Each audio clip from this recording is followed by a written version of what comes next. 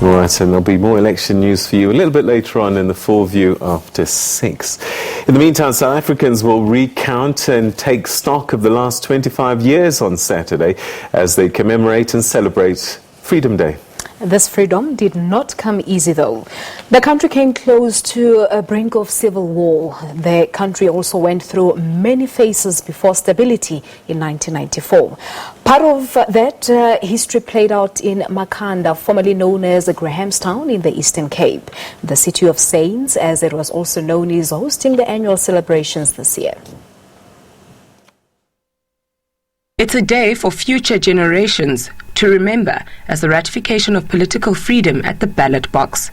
On the 27th of April 1994, millions of South Africans were able to vote for a democratic government for the first time in their lives. The celebration this year will also commemorate the lives lost in the Battle of Grahamstown. The Xhosas and the European settlers clashed on the 22nd of April in 1819. That battle, we are celebrating that battle, 200 years of that battle led by Makhanda, after whom this city is named. So part of the consideration of government was to celebrate those events and to commemorate those events, and also to bring unity to people. So the theme is really reconciliation, nation building. So Grahamstown became an ideal place.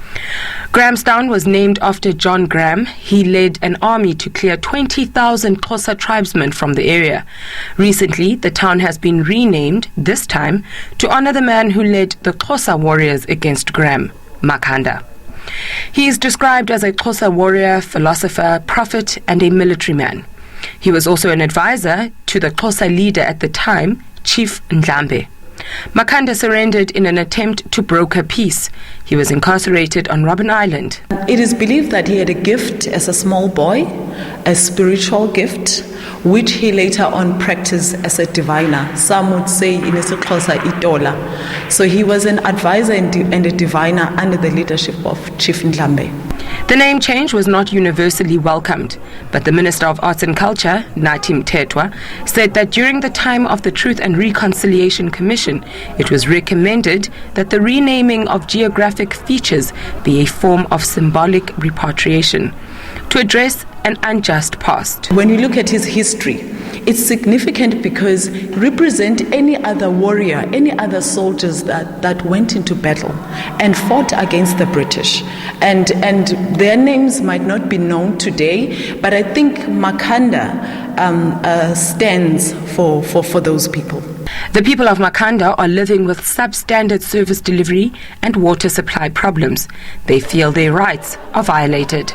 They are happy to receive President Cyril Ramaphosa, but feel there is nothing to celebrate.